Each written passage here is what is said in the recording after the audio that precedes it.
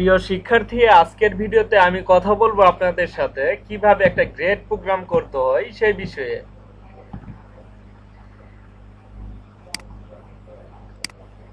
এখানে আমাদের একটা মার্ক আছে ভেরিয়েবল, যার ভিতর ভ্যালু আছে 85। এখন আমরা if else if else else এর মাধ্যমে প্রোগ্রাম করে বলে দিব যে আমাদের এই মার্ক এটা আমরা কোন গ্রেডে আছে। সাপোজ এখানে আমরা ইফে বলতেছি এই মার্ক যদি আমার 79 এর চেয়ে বড় হয় আমাদের প্রিন্ট করবে এ প্লাস। দেখি আমরা একটু চেক করে দেখি আমাদের 79 এর চেয়ে বড় হচ্ছে আমাদের মার্ক। ইয়েস, এটা ট্রু, আমাদের প্রিন্ট করবে এ প্লাস।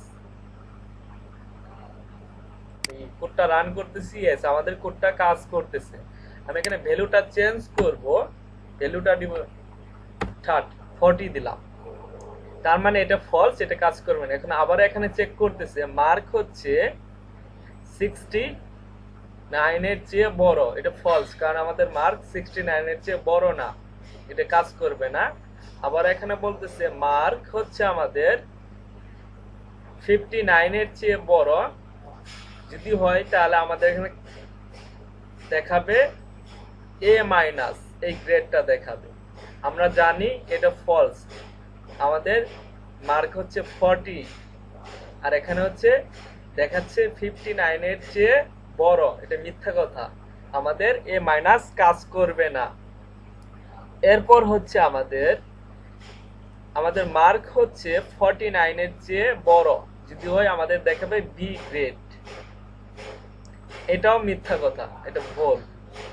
এরপর হচ্ছে আমাদের মার্ক হচ্ছে 39 এর চেয়ে বড়, যদি হয় প্রিন্ট করবে সি। ইয়েস, আমাদের মার্ক হচ্ছে 40, তার মানে 39 এর চেয়ে বড়, এটা সত্য, আমাদের এটা কাজ করবে। এখানে কি আছে সি, তার মানে আমাদের গ্রেড দেখাবে সি গ্রেড। আমি যদি রান করি আমাদের কোডটা, আমাদের এখানে দেখাচ্ছে সি।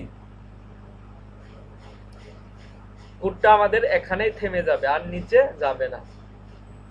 যদি এইটা আমাদের ফলস হয় তাহলে আমাদের কোডটা আবারও নিচে চলে আসবে। আমি এটা ফলস করে দিচ্ছি, আমি দিব এখানে 20। এরপর এখানে আবার আসতেছি, মার্ক হচ্ছে আমাদের 29 এর চেয়ে বড়, এটা ফলস, কারণ আমাদের মার্কই হচ্ছে 20, আর এখানে বলতেছে মার্ক 29 এর চেয়ে বড়, সমান বা বড়, এটা ফলস, এটা কাজ করবে না। এখন আবার বলতেছে মার্ক হচ্ছে 19 এর চেয়ে বড়, আমাদের এটা ট্রু, আমাদের এটা কাজ করবে,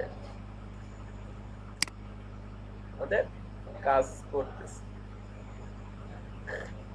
ঠিক এইভাবে আমরা একটা ভেরিয়েবল নিয়ে তার ভিতরে একটা ভ্যালু দিয়ে আমরা একটা গ্রেড প্রোগ্রাম করতে পারি ইফ ইলস বা ইলস এর মাধ্যমে।